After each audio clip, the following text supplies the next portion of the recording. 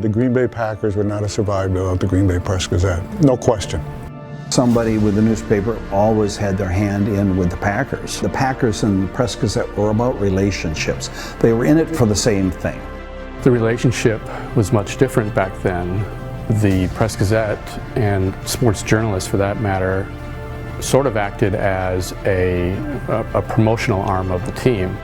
I mean, it's kind of been a perfect marriage to some extent, although I no longer think it's a marriage, it's just a business relationship.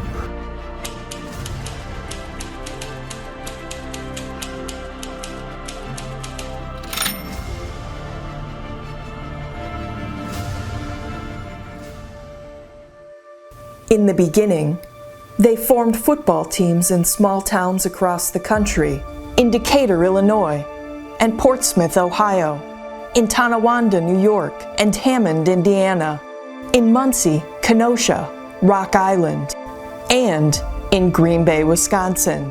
Few teams lasted. They moved to bigger cities, or they died.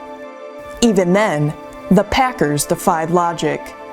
With help from the community, and crucial support from Green Bay Press-Gazette General Manager Andrew Turnbull and editor George Whitney Calhoun, the Packers endured to become the most storied franchise in NFL history. Packers' first meeting, August 11, 1919, was held at the Press-Gazette. The story wasn't published until August, 2 days later, August 13. And the Press-Gazette was a paper of record. I mean, for example, when the local industrial baseball league was formed in the spring of 1919, the stories ran the next day, detailed stories about who was at the meeting, what was accomplished. In the case of the meeting with the Packers, it was really just one sentence about what had transpired on Monday night, and that was that they held a meeting on the second floor of the Press-Gazette offices. Thereafter, the Press-Gazette covered the Packers like no other team. Would the Packers have survived without the Press-Gazette? The Packers basically were the Press-Gazette. Without a newspaper's support, because that was the communication. Radio was coming in, but not to that extent, and people got their information from the newspaper.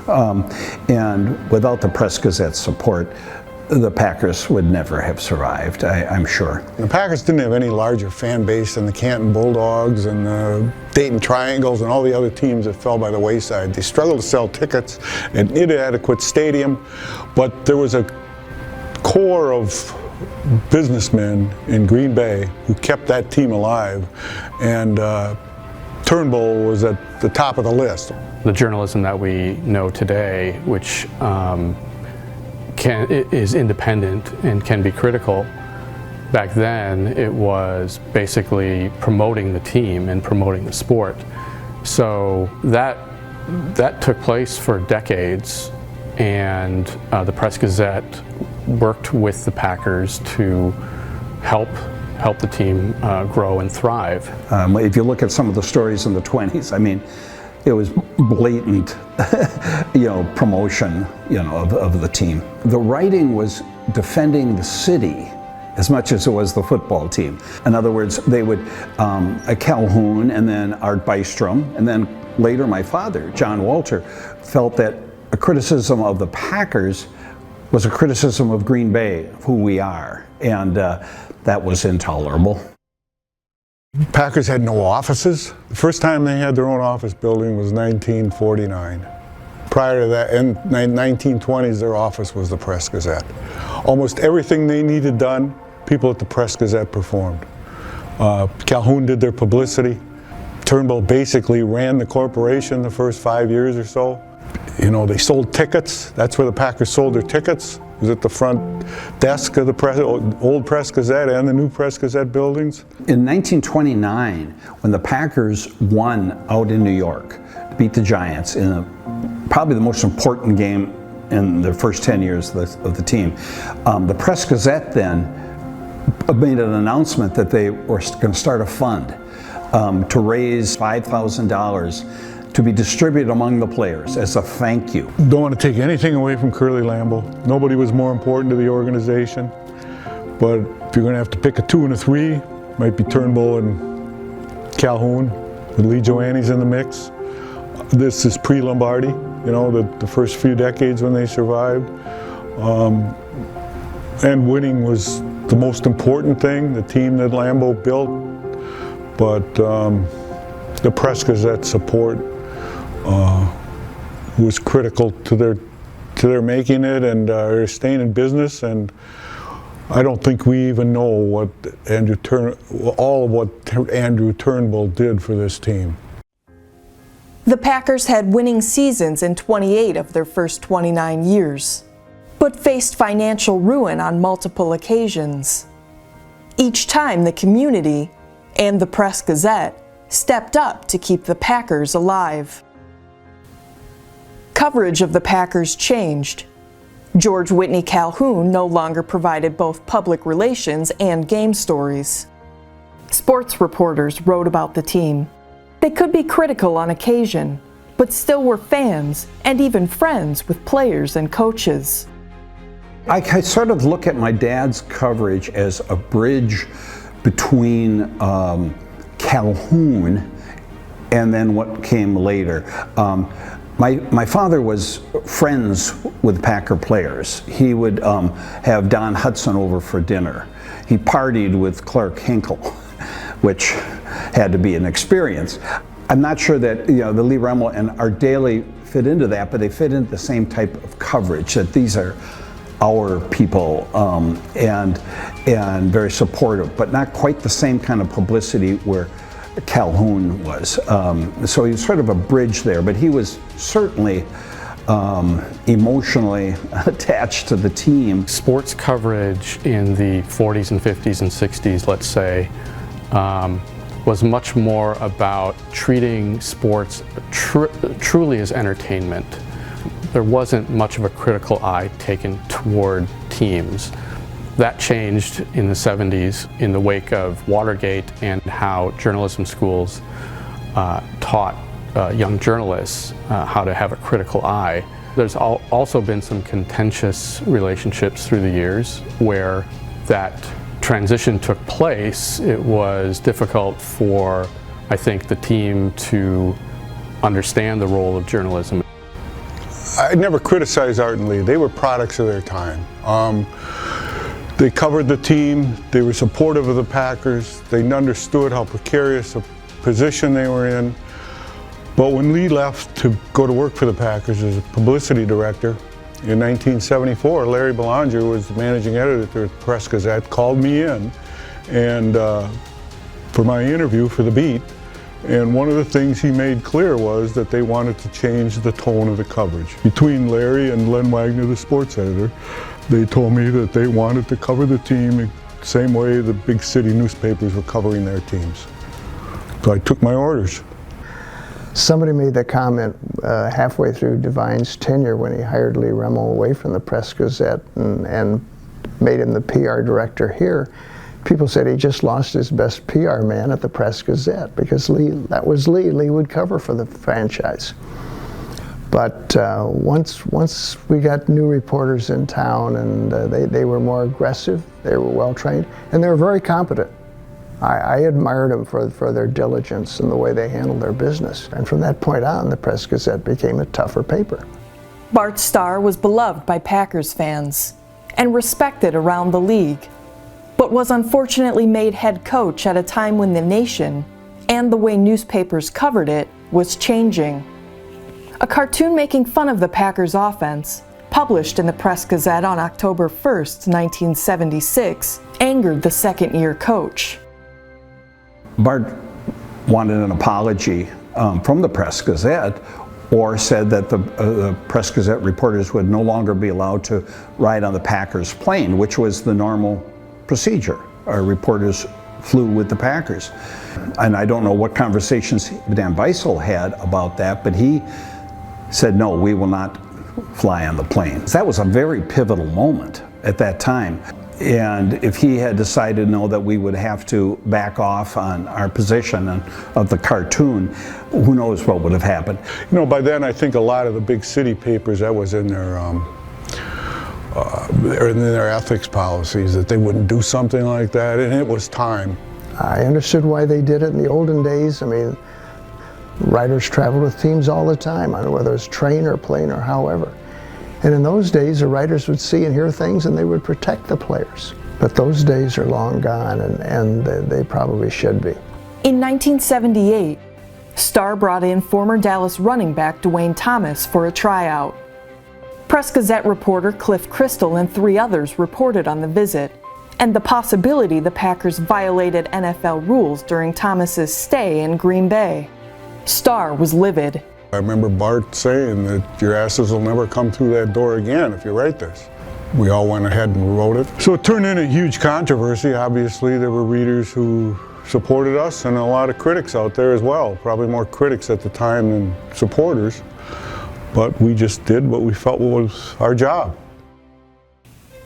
By the 1990s, the relationship between the team and paper was more arm's length, more professional, and more crowded. As the Packers returned to success after years of failure, other media became interested in the team. That was nothing compared to what would happen after the birth of the internet and 3 more trips to the Super Bowl. When I started on the beat in 1974, there was no security here. I could walk in the front door, I could walk up and knock on the door of an assistant coach, and there were days I was the only reporter here at practice in the locker room. Then I remember I went in, I covered baseball for a while, and all of a sudden I came back when they started winning in the 90s, and I think one day, like the first day at camp, there were more than 75 media members at practice. So it went from 1 to hordes. In the early years of the Packers, it was newspapers and radio stations, newspaper probably, and radio stations covering the team. Today, the competition is enormous. You have places like ESPN having dedicated reporters.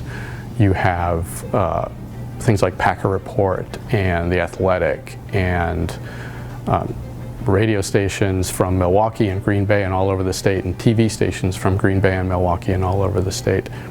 And now you have the Packers themselves as competition for information with Packers.com, their website. Now, one of the differences with how the Packers cover themselves is they really can't cover it the same way we do. This is where the NFL.com and NFL Network walk a fine line. As you know, there are certain things that people expect, but you're not going to really undermine the teams, and certainly our own website. But we try. I do think that we can provide some insight and access that maybe others can't have. Features on players, things of that nature. Fans, I think, are a little skeptical. I think that they would look to the rest of the media. They look to PackersNews.com for more of a true analysis. I don't think you're going to have someone at Packers.com calling for, maybe a coach should get fired. That's not the sort of thing you would expect from that site. That critical and really unbiased analysis is what you would expect from Pete Doherty or Ryan Wood or guys like that. I feel as though we give all of that. We have a large team covering the Packers from all angles, including on the field, off the field, video, writing. I think we've tried to cover the team in its entirety, even its impact on the community and the state, more so than anybody else. You cannot be a fan. You need to distance. To do this job, you need to be distant from emotions. You can't let that affect the way you see things. And if anyone ever did the job, they would quickly realize that it would be hard to be a fan and do the job anyway. It would squash any desire to be a fan out of you. Once you see how the sausage is made, it changes the way you view things. And then when you've had run-ins with people in the organization, which is inevitable because there's an adversarial aspect to the relationship, that also helps create a little more of that distance too. There's a lot at stake with players' careers and money and championships and egos. So it's a really interesting job, but it is a job, and some of the romanticism that you have when you're younger is lost. I think we're kind of unique compared to papers in other markets. Not only do the writers have to come up with a story every day, it's usually not on the front page of not only the sports section, it's on the front page of the paper. in Washington, New York, and LA, it's different. And so I think I'm sympathetic to the fact that they need to come up with something every day. When you're in a smaller market, we don't have the same. There's not, from a news standpoint or a sports standpoint, there's not the competition. You're kind of the only game in town, and there's more coverage. When we would go reach towards a Super Bowl, and we'd be heading on a Super Bowl path, you'd start to see national advertisers who would reach out to us because they knew that we were the local, news media, local newspaper, and that was their way to connect with Packers fans, was through the Press-Gazette. Packers sell newspapers. They have sold newspapers since 1919, for sure 1921, and they still sell newspapers today. The Packers have to admit that they need the Press-Gazette. I mean, I always felt that way. No matter where you are, your hometown newspaper is a key for you. We used to have one product a day, and it appeared on your doorstep at 6 a.m. and the news in that newspaper was at least 6 or 7 or 8 hours old, probably older than that. Now we have the ability to give you news in real time as it's happening. We have the ability to give you video, which was pretty hard to do in a newspaper. All that was because of the internet revolution and our ability to adapt to that from a one-dimensional news source. We know that there are fans who see the Packers and the NFL as entertainment strictly, and others who see it as almost life and death. Our future is about making sure that we're serving all of those audiences as best we can.